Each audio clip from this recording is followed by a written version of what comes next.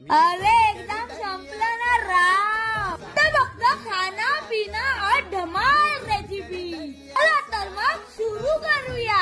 नमस्कार मंडळी, आज मी घेऊन आलोय तुमच्यासाठी झटपट करंदी भात. चला तर मग रेसिपी बघूया. खूप दिवसांनी आलोय ना, तर झटपट करू आणि पटपट खाऊया.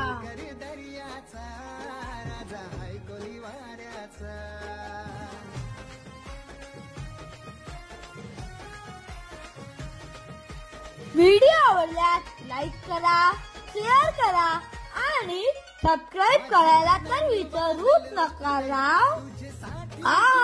तोंडाला पाणी सुटलं राव. एका आहे ना